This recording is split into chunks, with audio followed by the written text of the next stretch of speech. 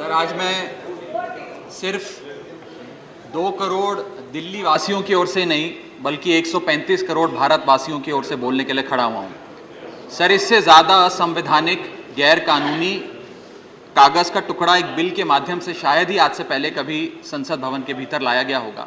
और अपना वक्तव्य शुरू करने से पहले मैं महाभारत के एक अंश का वर्णन करना चाहूँगा जिसे रामधारी सिंह दिनकर ने एक बहुत ही महत्वपूर्ण कविता में लिखकर बताया है, जिसमें भगवान श्री कृष्ण एक शांति दूत बनके पांडवों की ओर से हस्तिनापुर जाते हैं शांति का प्रस्ताव लेकर।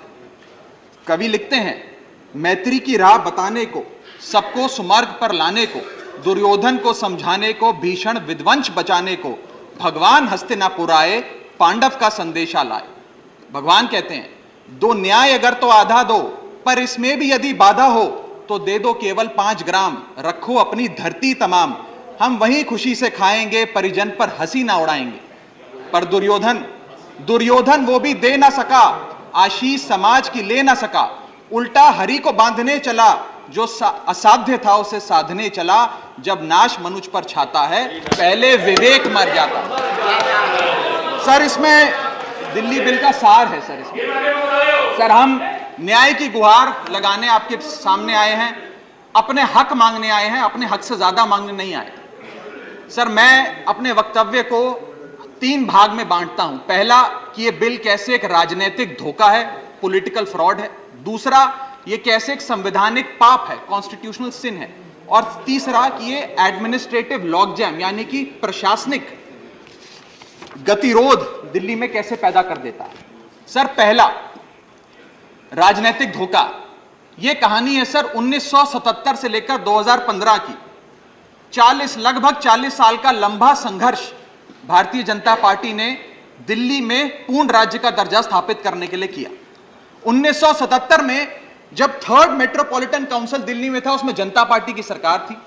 उन्होंने मता पास कर कहा कि दिल्ली को पूर्ण राज्य का दर्जा बनाएंगे। लगातार पूर्ण राज्य की दर्जे की मांग करते करते ये 1989 का लोकसभा का मैनिफेस्टो मैं बीजेपी का लाया हूं। 1989 के मैनिफेस्टो में पेज नंबर 361 पे पॉइंट नंबर 10 पे ये कहते हैं, ग्रांट स्टेटहुड टू यूटी और दिल्ली। यानी कि 1989 से लेकर लगातार ये लोग दिल्ली को पूर्ण राज्य का दर्जा दिलाने की मांग करते रहे। यहां तक कि जब 1991 में कांग्रेस की सरकार ने दिल्ली में विधानसभा का गठन किया, उससे भी ना पर्याप्त मानते हुए लाल कृष्ण आडवाणी जी, मदन लाल खुराना जी सबने बयान दर्ज कराए कि यह भी दिल्ली के साथ न्याय नहीं है, दिल्ली को पूर्ण राज्य का दर्जा मिलना चाहिए और हम इसके लिए आंदोलन चलाएंगे। और लगातार इन लोगों ने संघर्ष किया, आंदोलन किया। सर, 1998, 1999 में फिर अपने मैनिफेस्टो में बीजेपी ने, ये 1999 का मैनिफेस्टो है, ये जारी कर कहा कि हम दिल्ली को पूर्ण राज्य का दर्जा देंगे। Page number 132 point number 31, we will give full statehood to Delhi.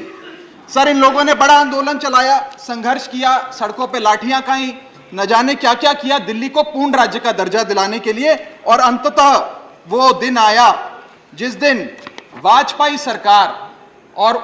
सरकार के उप प्रधानमंत्री आदरणीय लाल कृष्ण आडवाणी जी इस सदन के भीतर एक बिल लाए, द कॉन्स्टिट्यूशनल अमेंडमेंट बिल 2003, जो दिल्ली को पूर्ण राज्य का दर्जा देता है।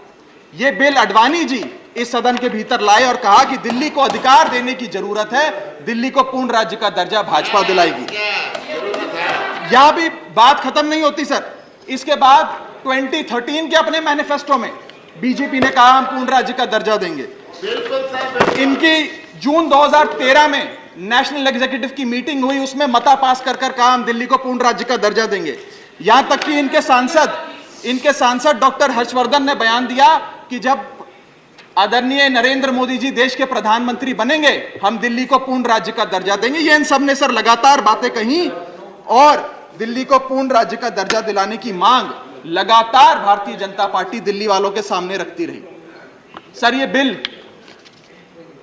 सिर्फ संविधान का और लोकतंत्र का अपमान नहीं है, यह बिल लाल कृष्ण आडवाणी जी का, अटल बिहारी वाजपेयी जी का, मदन लाल खुराना जी का, सुषमा स्वराज जी का, अरुण जेटली जी का, सबका अपमान करने का और उनके 40 साल के संघर्ष को मिट्टी में मिलाने का काम करता है। सर, मैं मैं माननीय गृह मंत्री जी का बयान लोकसभा में सुन रहा था।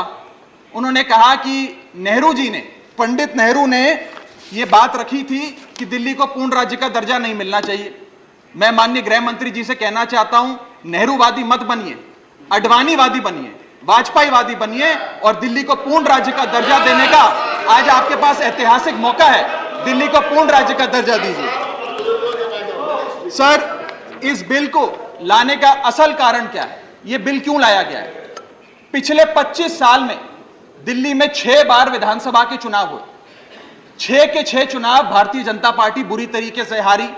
यहां तक कि 2015 और 20 में आजाद भारत के इतिहास की सबसे बड़े जनादेश की सरकार अरविंद केजरीवाल ने दिल्ली में बनाई। क्योंकि ये पिछले 25 साल चुनाव नहीं जीत पाए और अरविंद केजरीवाल और आम आदमी पार्टी के आने के बाद ये जानते हैं कि अगले 25 साल भी ये लोग चुनाव नहीं जीत पाएंगे, तो सरकार को नष्ट करने का काम कर रहे हैं। ना रहेगी सरकार और ना रहेगा चुनावों का महत्व, ना रहेगा बांस, ना बजेगी बांसुरी। लेकिन मैं आज इस मंच से भाजपा से अनुरोध करूंगा कि कम से कम लालकृष्ण आडवाणी जी को न्याय दीजिए, कम से कम उनकी इच्छा पूरी करिए, दिल्ली को पूर्ण राज्य का दर्जा दीजिए। सर, मेरा दूसरा भाग कि कैसे यह बिल एक संवैधानिक पाप है। सर, पहली चीज, ये abuse of ordinance making powers है, आर्टिकल 123 जो संविधान का देता है। संविधान ये कहता है, और वाईवी चंद्रचूड़ साहब का AK Roy versus union of India एक बड़ा महत्वपूर्ण लैंडमार्क जजमेंट है, जिसने कहा कि ऑर्डिनेंसेस सिर्फ आपातकालीन और विषम परिस्थितियों में लाए जाएंगे। ऐसी कौन सी आपातकालीन और विषम परिस्थितियां आ गई कि आपको सुप्रीम कोर्ट के फैसले को 8 दिन के भीतर बदलना पड़ गया? दूसरा सर देखिए सर सुप्रीम कोर्ट की दूसरा बिंदु, यह सुप्रीम कोर्ट का अपमान है। सुप्रीम कोर्ट के फैसले को 8 दिन के भीतर 5 जजों के संवैधानिक पीठ के सर्वसम्मति के फैसले को बदल के आज भारतीय जनता पार्टी ने एक मैसेज दिया है कि हम सुप्रीम कोर्ट को भी चैलेंज करते हैं, सुप्रीम कोर्ट के फैसले को भी नहीं मांगते। आपको जो ऑर्डर जारी करना है करो, हम चंद दिनों के अंदर ऑर्डिनेंस लाकर उस फैसले को बदल देंगे। They have challenged the majesty of the honourable supreme court sir. और मैं आपको यह कहना चाहता हूं कि आजकल जो ऑर्डिनेंस लाने की जो एक फेटिश इस सरकार ने देखी, चाहे वो लैंड एक्विजिशन बिल हो, चाहे वो फार्म बिल हो, चाहे ईडी के डायरेक्टर का एक्सटेंशन हो, जो ये सारी चीजें ऑर्डिनेंसेस के माध्यम से इन्होंने करी थी, इस बिल का हश्र भी वही होगा जो सारे पुराने बिलों का हुआ था। सर, थर्ड बिंदु कि कैसे ये बिल संघीय ढांचे को एरोड करता है। हमारा भारत का संविधान और सुप्रीम कोर्ट का 2023 का 2018 का संवैधानिक पीठ का फैसला कहता है कि दिल्ली के पास एक यूनिक फेडरल आइडेंटिटी है, यूनिक कॉन्स्टिट्यूशनल आइडेंटिटी है, और भारत का संविधान जो हमें संघीय ढांचा देता है, जो शक्तियां देता है, उन शक्तियों को एनक्रोच करने का काम यह सरकार करती है, हमसे अफसरशाही और तमाम शक्तियां छीनकर। मैं आपको सुप्रीम कोर्ट का वो एक वाक्य पढ़ के सुनाना चाहूंगा। The majority in the 2018 constitutional जज bench held that while the NCT of Delhi could not be accorded with the status of a state, the concept of federalism is applicable to Delhi. हम पूर्ण राज्य नहीं है, लेकिन फिर भी राज्य का दर्जा एक संघीय ढांचे के परिप्रेक्ष्य में दिल्ली को मिलता है। उसके बाद सर, इन लोगों ने तो कमाल ही कर दिया। आज बिना संवैधानिक संशोधन लाए संविधान को बदल दिया, मात्र एक एक्ट ऑफ पार्लियामेंट से, जो आज तक शायद भारत के इतिहास में कभी नहीं हुआ। सर, इसके बाद यह बिल पार्लियामेंट्री अंडरमाइन करता है प्रिंसिपल्स ऑफ कलेक्टिव रिस्पांसिबिलिटी को। भारत का संविधान कहता है सर कि परमानेंट एग्जीक्यूटिव और पॉलिटिकल एग्जीक्यूटिव मिलके लेजिस्लेचर के प्रति जवाबदेही होंगे। ये प्रिंसिपल ऑफ कलेक्टिव रिस्पांसिबिलिटी है। इसमें से परमानेंट एग्जीक्यूटिव यानी कि अफसरशाही को छीनकर ये पूरी तरीके से कलेक्टिव रिस्पांसिबिलिटी का प्रिंसिपल, जिसपे सरकारें चलती हैं इस देश में, उसे ध्वस्त करता है। और आखिरी बिंदु, संवैधानिक अपराध का, ये ट्रिपल चेन ऑफ अथॉरिटी को तार तार करता है sir. Triple chain of accountability ये होती है कि अफसरशाही की जवाबदेही मंत्री को, मंत्री की जवाबदेही लेजिस्लेचर को, और लेजिस्लेचर की जवाबदेही जनता को। इसमें से अगर आप अफसरशाही हटा देते हो तो फिर जवाबदेही की जो ये ट्रिपल चेन ऑफ अकाउंटेबिलिटी ध्वस्त हो जाती है। तो ये काम करके संवैधानिक अपराध एक प्रकार से सरकार ने किया है। सर, मेरा आखिरी भाग, ये कैसे एक एडमिनिस्ट्रेटिव हाराकिरी, एक एडमिनिस्ट्रेटिव गतिरोध पैदा करता है। ये कहता है सिर्फ उपराज्यपाल ही ट्रांसफर पोस्टिंग करेंगे एक समिति के माध्यम से, यानी कि अफसर अब मुख्यमंत्री की नहीं सुनेगा, मंत्रियों की नहीं सुनेगा। अगर अब दिल्ली में किसी के घर में बिजली नहीं आ रही, पानी नहीं आ रहा, किसी के बच्चे का स्कूल में दाखिला नहीं हो रहा, तो वो उपराज्यपाल के पास जाएगा, अपने मंत्री मुख्यमंत्री के पास नहीं जाएगा। क्या लोग जानते हैं उपराज्यपाल कहां रहता है? उपराज्यपाल कौन सी विधानसभा से चुनाव लड़ा, उपराज्यपाल ने कौन सा चुनाव जीता? लेकिन सारी शक्तियां एक चुनी हुई सरकार से निकालकर उपराज्यपाल को देता है। यह आगे कहता है सर ये बिल कि हम एलजी को सोल डिस्क्रिशन देते हैं, स्वयं के विवेक से फैसले लेने की तमाम शक्तियां। आज तक उपराज्यपाल और गवर्नर काउंसिल ऑफ मिनिस्टर्स की एड एंड एडवाइस से बाध्य थे, लेकिन यह बिल उपराज्यपाल को सुपरसीडिंग पावर देता है।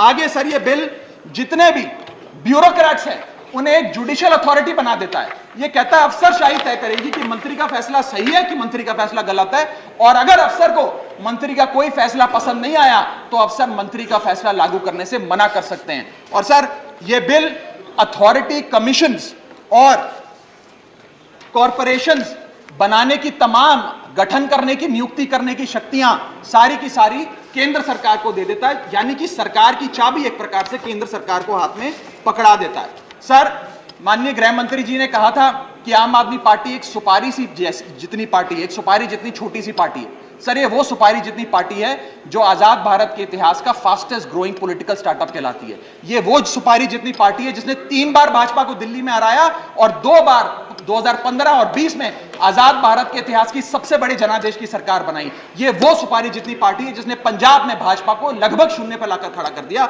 ये वो सुपारी जितनी पार्टी है जो 10 साल में राष्ट्रीय पार्टी बनी। ये वो सुपारी जितनी पार्टी है जिसके 161 विधायक और 11 सांसद है। और ये वो सुपारी जितनी पार्टी है जिसका काम देखने के लिए first lady of United states of America और यूनाइटेड जनरल के पूर्व प्रमुख बान की मून आते हैं। सर मैं आज अपने साथी जो आंध्र प्रदेश और उड़ीसा की सरकार चलाते हैं उन्हें कहना चाहूंगा, आपकी जरूर कुछ मजबूरियां रही होंगी जिसके चलते आपने ये फैसला लिया इस सरकार के इस बिल का समर्थन करने में।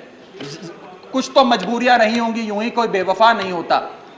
लेकिन मैं आपको कहना चाहता हूं कि आग जब लगेगी तो बहुत दूर तक जाएगी। राहत इंदौरी साहब का एक बड़ा महत्वपूर्ण शेर है, अगर खिलाफ है होने दो, जान थोड़ी है, ये सब धुआं है, आसमान थोड़ी है, लगेगी आग तो आएंगे कई घर जद में, यहां सिर्फ हमारा मकान थोड़ी है। लेकिन जब आपके घर में आग लगेगी आम आदमी पार्टी आपके साथ खड़ी होगी, मैं आपको विश्वास दिलाता हूं। और सर मैंने अपनी बात शुरू करी थी महाभारत के एक अंश से, मैं समाप्त भी महाभारत के एक अंश से करूंगा। सर बीच कुरुक्षेत्र के मैदान में जब युद्ध प्रारंभ होने वाला था तो युधिष्ठिर ने शंखनाद करने से पहले एक घोषणा करी और कहा कि यह धर्म की लड़ाई है।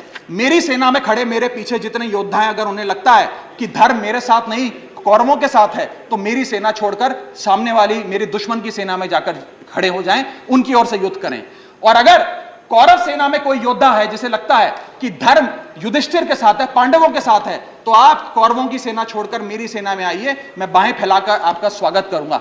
उस समय कौरवों का एक भाई युयुत्सु कौरव सेना छोड़कर पांडवों की ओर आया और पांडवों की ओर से युद्ध लड़ा। मैं उसी बात का जिक्र करते हुए आज इस सदन में बैठे तमाम सांसदों को कहना चाहता हूं, राज्यसभा काउंसिल ऑफ स्टेट्स है, हम लोग काउंसिल ऑफ स्टेट्स है, जहां ज्यादा जिम्मेदारी बनती है राज्यों के हकों की, अधिकारों की रक्षा करने की। मैं मांग करता हूं आज आप लोग पार्टी लाइन से ऊपर उठकर, विचारधारा से ऊपर उठकर संविधान को बचाने के लिए, लोकतंत्र को बचाने के लिए इस बिल को हराइए। आज ये इतना असंवैधानिक और गैर कानूनी बिल अगर ये सफल हो गया तो हो सकता है आज के बाद आने वाले समय में ये लोग देश में चुनाव ही ना कराएं, चुनावी प्रक्रिया को खत्म करने से। बहुत बहुत शुक्रिया।